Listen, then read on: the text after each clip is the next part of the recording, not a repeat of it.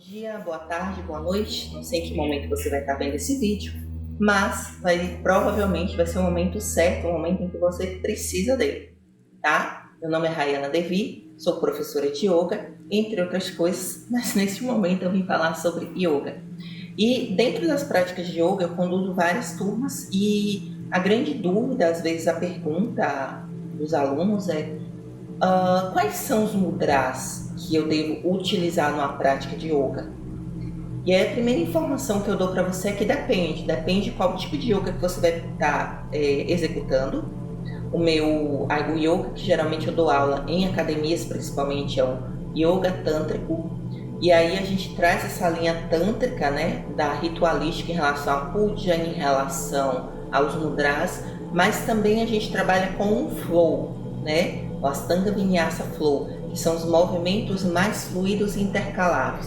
Mas voltando e fixando a nossa atenção aqui nos mudras, que são gestos com as mãos, os mudras no yoga eles servem para canalizar prana, ou ki, a energia. Então existe sim uma grande proposta em se fazer mudras no yoga.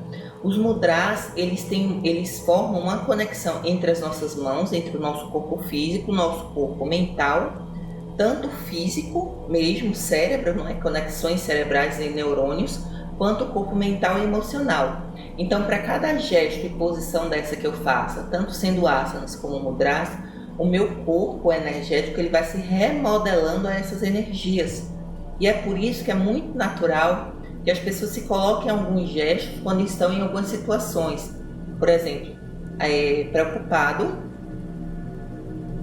a gente faz todo um gestual com o nosso corpo que está demonstrando que está internamente dentro de nós. Isso é só um exemplo bem bobo, mas dentro da prática do yoga, essas técnicas foram estudadas há quase 10 mil anos atrás, né? Elas vêm sendo estudadas e desenvolvidas no ser humano como uma máquina mesmo. Então nós funcionamos como uma máquina em que se eu aperto o botão certo eu vou ter a ação certa.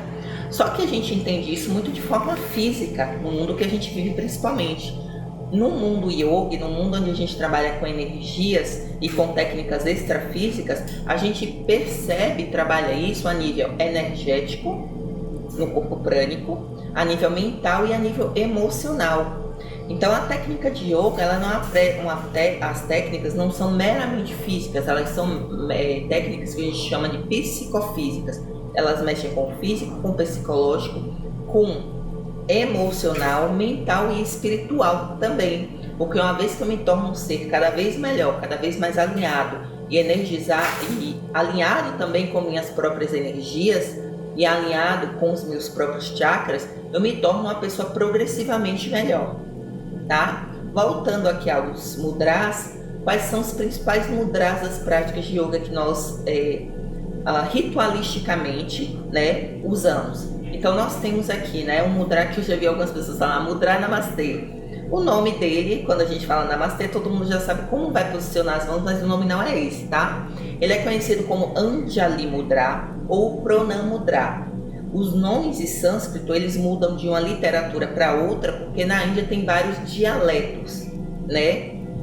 Dentro do Hindi tem vários dialetos, e aí do próprio sânscrito, às vezes, a forma que aquele mestre ou outro mestre viu, mudou um pouquinho aquele nome. Então, Anjali Mudra, de acordo com a cultura ou a história que foi contada para se criar aquele mudra, ou Pranam Mudra, de acordo com uma linha, por exemplo, tântrica, que ele vai ser usada. Então, nós temos mudras espalhados em todo o mundo oriental e para várias propostas. Dentro do yoga são conhecidos os 108 mudras. Eu vou estar falando aqui dos principais usados nas práticas mais meditativas, as práticas de pranayama, as práticas que nos contêm mais, não tem que manter nós mais no nosso foco pessoal. Então nós temos aqui o Pranam Mudra, Anjali Mudra ou Anjali Mudra, que é um mudra de cumprimento, de respeito ao espaço, de respeito ao mestre, de respeito aos seus colegas de prática. Então, mãos postas à frente do peito, porque o peito é onde está o nosso chakra cardíaco. E é a partir do nosso coração que a gente cumprimenta todo o resto, né? A gente se coloca de igual para com o outro. É uma forma extremamente respeitosa. Então, a gente tem Pranam Anjali Mudra para iniciar ou finalizar a prática. E aí muitos professores usam o próprio termo que é bem comum na Índia, que significa bom dia, boa tarde, boa noite, como cumprimento, que é o Namastê.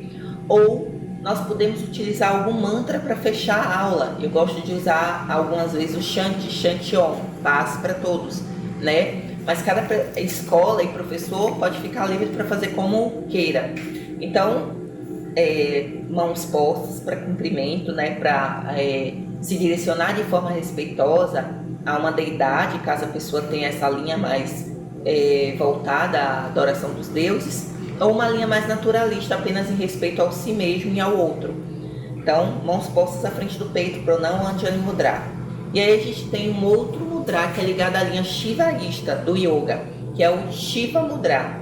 Mãos conchinhas, uma em cima da outra, relaxadas em cima das pernas, ou um pouquinho mais aqui próximo do umbigo. Essas mãos nessa posição de Shiva Mudra faz uma conexão uniasa a Shiva, que é o patrono do yoga, né? O criador mitológico do yoga. Então quando a gente quer se identificar com a energia de Shiva, quer meditar no mantra de Shiva, quer trazer a energia de Shiva para a nossa vida ou para aquele momento, a gente coloca-se em Shiva Mudra, tá? E aí a gente tem um outro mudra que é muito parecido com o Shiva Mudra, que é chamado de Dhyani Mudra. Dhyani, dentro das técnicas do yoga, a gente tem as técnicas que são voltadas à internalização, que é lá as últimas técnicas do yoga de Patanjali, né? Então a gente tem estado de Pratyahara, Dharana, Dhyana e Samadhi. Então o Dharana, ele é voltado à concentração. Tudo que se direciona à concentração nós chamamos de Dharana. Dhyana é voltada à meditação propriamente dita, ou seja, naquela hora que eu já não sou mais em estado de concentração, eu já tenho condição de me expandir o suficiente para não estar mais só concentrado, mais alinhado e meditando de fato. O que é meditar de fato? É eu não olhar para todo o resto e confusão que está acontecendo, eu simplesmente me direcionar para mim mesmo e me manter numa calma diante de toda essa confusão que é a minha cabeça, a minha mente, né? E o nosso sistema.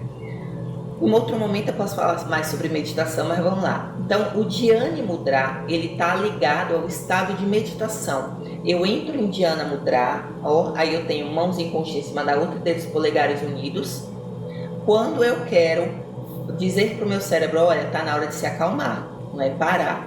Eu peço uma calma, uma tranquilidade para ele, então se acalma. Respira. E aí a gente nunca desconecta essas técnicas de mudras da nossa respiração consciente. E aí eu fico nesse mudra, eu fecho os meus olhos, eu levo atenção para o meu chakra cardíaco, para a minha respiração. E se eu já sou um praticante de yoga ou de outras linhas de meditação, eu tento usar esse mudra para trazer a minha consciência cada vez mais de volta para este momento. Então esse é o Dhyani Mudra. E aí a gente tem um outro mudra que é famosíssimo, inclusive as pessoas quando fazem memes sobre yoga, elas ficam fazendo assim, dizendo yoga, namastê e etc. Bom, e aí a gente faz esse mudra que é juntar dedos polegares e indicadores juntinhos, pontinha com pontinha, os outros dedos ficam estendidos em cima das coxas. As mãos vão ficar voltadas para cima. Tem algumas linhas de yoga que falam que à noite você vai voltar a mão para baixo. Isso eu deixo em aberto, que não é o caso da discursiva. Mas vamos lá. Jnana Mudra. Jnana significa conhecimento. Então, na hora que eu ligo esses dois polos aqui, eu canalizo o prana, porque esse mudra ele é usado especificamente para o momento de pranayama da prática. E no momento de pranayama, eu faço com que esse prana entre, né, viaje pelas minhas nadis e chakras e ele faça um retorno aqui. Então, eu não perco a minha energia. Eu mantenho a retroalimentação, eu estou colocando prana para dentro, alimentando as minhas nadis, os meus chakras, os meus corpos, mas não deixa essa energia fluir. Se eu abro as mãos, a energia flui. Se eu abro as pernas, se eu estou com as pernas descruzadas, a energia flui. E esse é um motivo pelo qual no yoga a gente sempre medita ou respira de perna cruzada, tá? Para manter essa energia, esse prana contido dentro do nosso corpo. Então o yoga ele proporciona um estado de saúde absurdo pelo fato de você estar retroalimentando o corpo de forma consciente, através do pranayama, dos mudras e de todo o gestual que você faz na prática. Ela é extremamente ritualística e devemos nos direcionar de forma respeitosa quando estiver tivermos na prática de yoga. Ele, para o físico, é maravilhoso, mas para o energético é melhor ainda. Então, vamos lá. Aprendemos o Pranam ou Anjali Mudra, Shiva Mudra, ok? Dhyana Mudra e Jana Mudra. São os 4 principais mudras utilizados nas práticas de yoga, tá? Na ordem, como seria isso? Eu entro, né, delicadamente, sento, me preparo. Então, normalmente eu peço aos meus alunos que automaticamente eles já se sentem em Dhyana Mudra. Fecham os olhos, organiza a respiração. Então, é só o momento que ele vai se desligar do ambiente externo e se religar no ambiente interno, certo? E aí, quando ele sair do Dhyana Mudra, a gente vai fazer as técnicas de autopercepção, estado de Pratyahara, depende muito do dia e da proposta da aula. E aí a gente passa, dependendo do dia, eu posso fazer os pujas, e aí a gente faz o puja nessa posição, ou Pranam Anjali Mudra, ou Shiva Mudra, se for um puja para Shiva, tá? E aí, na terceira parte da aula, a gente passa para a parte de pranayamas, onde a gente vai usar dedinhos polegares e indicadores unidos, e retroalimentar e harmonizar o nosso corpo energicamente, ok? Finalizando a aula inteira, a gente traz as mãos à frente do peito, cumprimenta o professor. Se for do seu coração, cumprimenta o ambiente que você pratica, cumprimenta os seus colegas e o seu mentor pessoal. A prática do yoga ela é fantástica, ela é maravilhosa, extremamente ritualística. Então ela lida muito com as questões da vida pessoal, sim, mas é importante trazer essa clarificação sobre todo o gestual utilizado nas práticas e técnicas do yoga. Eu espero ter esclarecido a vocês. Se não foi tão claro assim, não foi bom o suficiente, né? Sei lá. Eu peço que vocês perguntem embaixo, coloquem dúvidas, peçam mais vídeos, talvez, curtam e compartilhem. E até a próxima prática. Namastê!